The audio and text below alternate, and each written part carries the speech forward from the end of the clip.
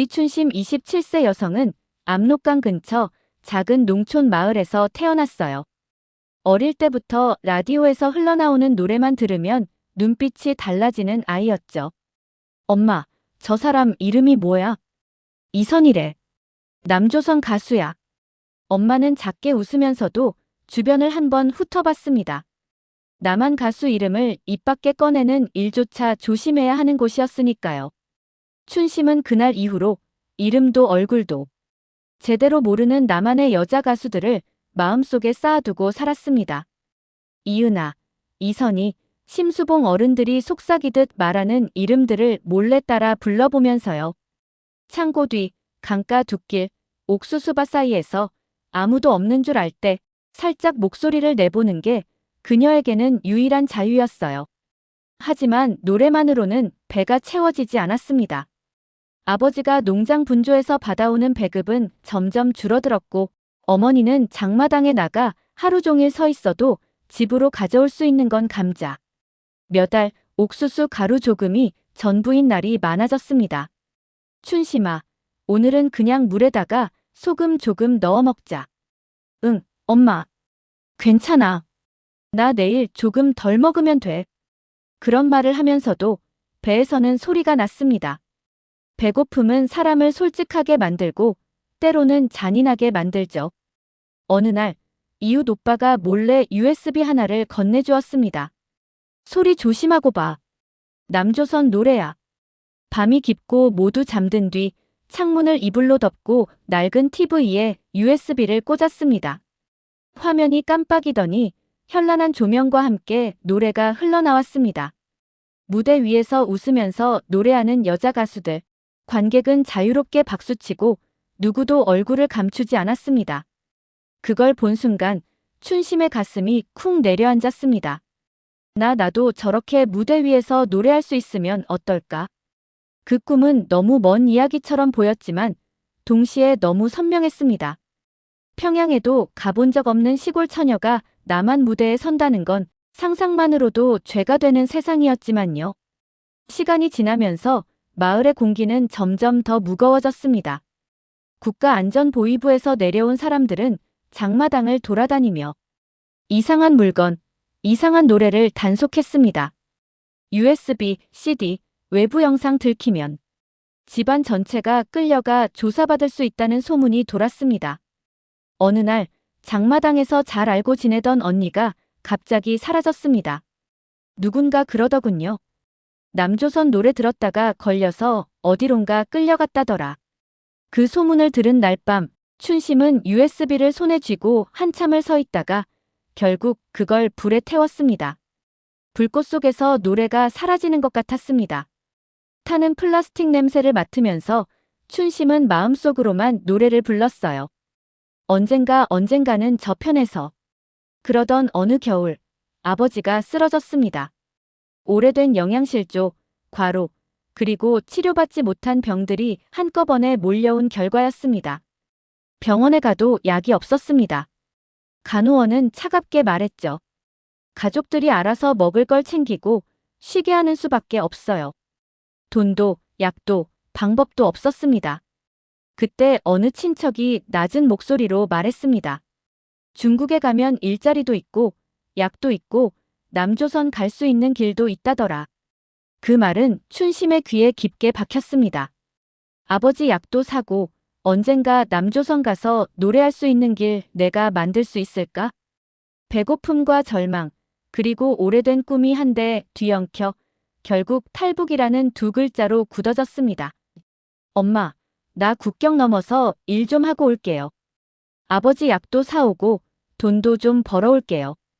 엄마는 얼굴이 굳어졌습니다. 그게 무슨 소리냐? 그 길은 돌아오는 길이 아니야. 둘은 오래도록 말없이 앉아있다가 결국 엄마가 울먹이며 말했습니다. 그래도 내 마음을 막을 수는 없겠구나. 살아 돌아오기만 해라. 살아만. 그렇게 해서 춘심의 2025년 탈출 준비가 시작됐습니다. 국경 근처에는 이미 여러 소문이 돌아다니고 있었습니다. 밤중에 강을 건너다 총을 맞았다는 사람, 브로커를 믿었다가 돈만 빼앗기고 버려졌다는 사람, 중국 경찰에게 넘겨져 다시 북으로 끌려갔다는 사람. 하지만 동시에 남조선에 도착해서 새 삶을 시작했다는 사람들의 이야기도 어렴풋이 들려왔습니다. 노래를 한다. 방송에도 나간다. 책도 쓴다. 그 이야기는 춘심에게 희미한 불빛 같은 것이었죠. 브로커를 만난 건 장마당 구석, 허름한 창고에서였습니다. 중국까지 데려다 줄 수 있어요. 돈은 나중에 남조선에 잘 도착하면 거기서 보내도 됩니다. 말은 달콤했지만 눈빛은 계산적이었습니다. 춘심은 미간을 찌푸리며 물었습니다. 정말 남조선까지 갈 수 있어요? 괜히 이런 일로 목숨 걸겠소? 우리도 오래 해먹은 장사요. 그 말 속에는 돈과 기회, 그리고 위험이 섞여 있었습니다. 하지만 선택지는 많지 않았습니다. 탈출을 결심한 밤, 춘심은 아버지의 잠든 얼굴을 오래도록 바라봤습니다. 뼈만 남다시피 마른 볼, 거칠어진 손등, 숨 쉴 때마다 가슴이 조금씩 들썩이는 모습. 아버지, 제가 꼭 노래하는 거 보여드릴게요. 여기서든 저기서든. 그녀는 속으로 그렇게 다짐하고 방을 나왔습니다. 강으로 가는 길은 길고도 짧았습니다. 몇 년 동안 마음속에서 준비해온 길이었지만 실제로 발을 옮기는 건 한밤중 몇 시간에 불과했습니다. 눈발이 흩날리는 압록강 언저리, 바람이 뺨을 때렸습니다. 멀리서 개 짖는 소리가 들렸고 어디선가 군인의 기침 소리가 났습니다. 브로커가 낮게 속삭였습니다. 지금이요. 소리 내지 말고 달빛 피해서 내려가요. 찬물이 발목을 적시는 순간 춘심의 온몸이 움찔했습니다. 여기서 멈추면 다시 돌아가야 해. 돌아가면 다 끝이야. 강 한가운데쯤 갔을 때 갑자기 등 뒤에서 손전등 불빛이 흔들렸습니다. 거기 누구야? 하는 소리가 바람을 타고 들려오는 것 같았습니다. 춘심은 숨을 멈추고 한동안 강 위에 얼어붙어 있었습니다. 다행히도 불빛은 조금 다른 방향으로 움직이다가 사라졌습니다. 그날 밤, 그녀는 처음으로 깨달았습니다. 살아있는 것과 죽지 않은 것은 다르구나. 오늘은 그저 죽지 않은 쪽에 가까웠을 뿐이었습니다. 중국 땅에 발을 디딘 뒤부터는 또 다른 종류의 현실이 기다리고 있었습니다. 신분이 없는 사람, 이름을 제대로 말할 수 없는 사람, 어디에 있는지 증명할 수 없는 사람. 중국 안에서 탈북 여성들은 그런 존재였습니다. 처음 맡게 된 일은 농촌 허드렛 일이었습니다. 너 여기 와서 설거지하고 방 청소하고 밭을 도와. 돈은 나중에 줄게. 주인 남자는 그렇게 말했지만 월급 날짜가 올 때마다 핑계를 댔습니다. 요즘 장사 안 돼서 그렇지. 다음 달에 몰아서 줄게. 춤심은 그 말이 거짓말이라는 걸 느꼈지만 당장 갈 곳이 없었습니다. 어두운 방 한 칸, 누수가 되는 천장, 남의 집. 남은 음식을 모아 끼니를 때우는 생활이 이어졌습니다. 어느 날 밤 주인이 술에 취한 채로 방에 들어왔습니다. 너 여기 오래 있었으니까 나한테도 좀 잘해야지.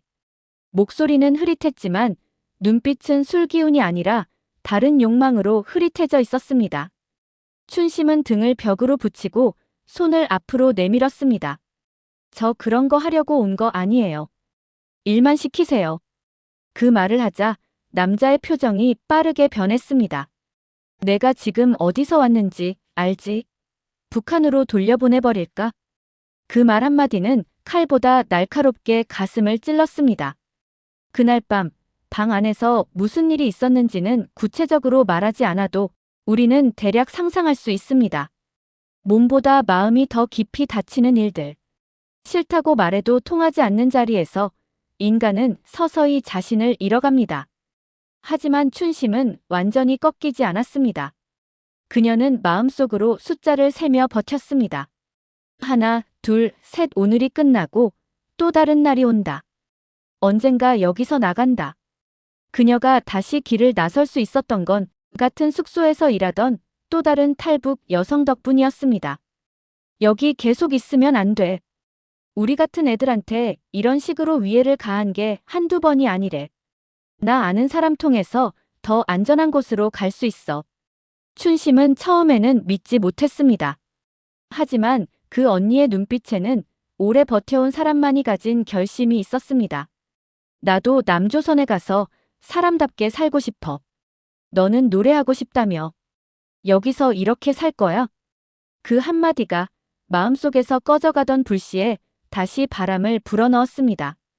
그 뒤로 이어진 이동은 그녀가 압록강을 건넜을 때보다 훨씬 더 길고 복잡했습니다.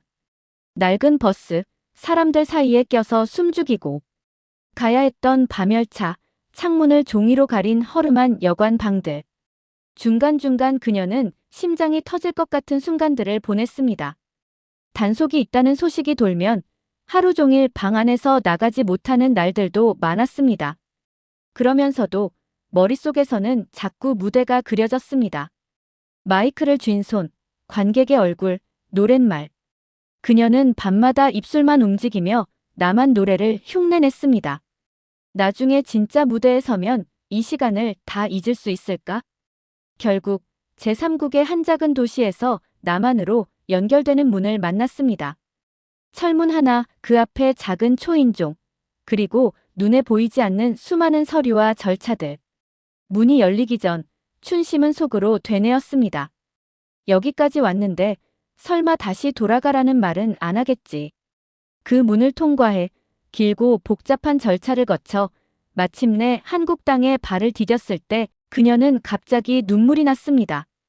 공항의 밝은 조명, 사람들의 빠른 발걸음, 휴대전화를 들고 웃으면서 통화하는 사람들.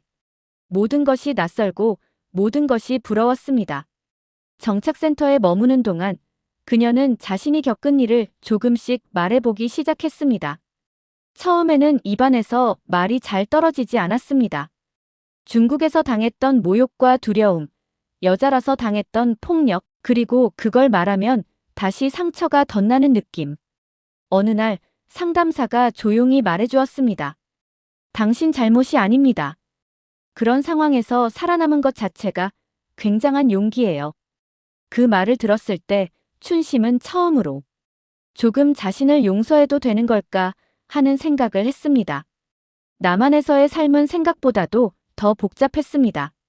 식당에서 아르바이트를 하고 청소 일을 하고 주말에는 편의점 야간 근무를 서면서 겨우겨우 월세를 냈습니다. 가수라는 꿈은 너무 멀어 보였지만 그래도 노래만은 놓지 않았습니다. 퇴근길 지하철에서 이어폰으로 노래를 들으며 작은 목소리로 따라 불렀습니다. 언젠가 자신도 누군가에게 위로가 되는 목소리가 될 수 있기를 바라면서요. 그러던 어느 날 지역 문화센터에서 노래교실 모집 공고를 받습니다. 성인 취미 보컬 클래스, 초보자 환영. 춘심은 한참 동안 그 공고 앞에 서 있다가 결국 번호를 적어왔습니다. 등록비를 내기 위해 며칠 더 일을 해야 했지만 상관없었습니다. 일을 더 하는 건 익숙한 일이었거든요. 첫 수업날 그녀는 떨리는 목소리로 자기소개를 했습니다. 저는 춘심이라고 합니다. 원래는 북쪽에서 왔고요. 노래를 오래전부터 좋아했어요. 사람들은 짧게 박수를 쳐줬습니다. 그 박수 소리 사이로 그녀는 갑자기 압록강 언덕이 떠올랐습니다. 강바람을 맞으며 몰래 속삭이듯 부르던 남한 노래들, USB 속 화면, 엄마의 말. 이제 그녀는 생각합니다. 그때의 나에게 말해주고 싶어. 너 결국 여기까지 왔다고. 아직 무대는 아니지만 적어도 더 이상 숨지 않아도 된다고. 춘심의 이야기는 아직 끝나지 않았습니다. 그녀는 여전히 새벽마다 일을 나가고 낮에는 수업을 듣고 밤에는 노래를 연습합니다.